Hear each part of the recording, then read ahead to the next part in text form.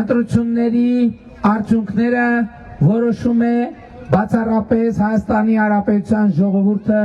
իր քվեով։ Ես էլի ուզում եմ կրկնել եւ վերահաստատել, ինչ ընտրություն էլ կայացնի Հայաստանի Հանրապետության ժողովուրդը, ինչ որոշում էլ կայացնի, մենք այդ որոշումը քննության եւ քննարկման առարկա չենք դարձնելու,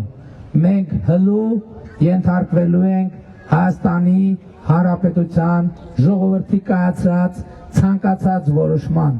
Եվ այսօր շատ է խոսվում նրա մասին, թե խորհրդարանական ընտրությունների արդյունքներով ով է հաղթելու, որ քաղաքական ուժն է հաղթելու կամ որ սուբյեկտն է հաղթելու, ով է հաղթելու ընտրություններում։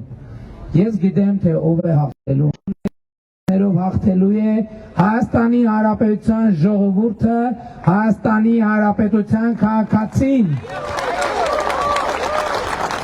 Այն տրամաբանությունում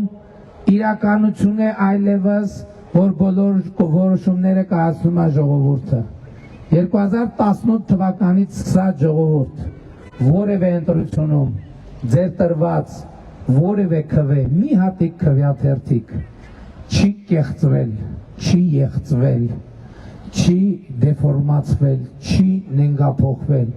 2018 թվականից սկսած տասնամյակների պրոբլեմը, որ Հայաստանի Հանրապետությունում այդպես էլ չէր հասկացվում, ով եւ ինչպես է կատարում ընտրություն, որովհետեւ մարդիկ ընտրում էին մի բան, պաշտոնական արդյունքները գրանցում էին այլ բան, հիմա Հայաստանում այլևս անշրջելի իրողություն է, որ ժողովուրդը, Հայաստանի Հանրապետության ժողովուրդը, իշխանության բարձրագույն կրողը, տերը եւ իշխանությունն է։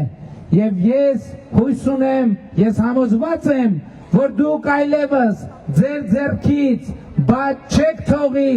ձեր իսկ իշխանությունը, իշխանության բարձրագույն եւ տնօրեն լինելու ձեր կարգավիճակը եւ հետեւաբար անկախ նրանից, թե որ քաղաքական ուժը կստանա առավելագույն ձայներ առաջիկա խորհրդարանական ընտրություններում հաղթելու է միանշանակ Հայաստանի Հանրապետության ուժեղ հպարտ արժանապատիվ ժողովուրդը։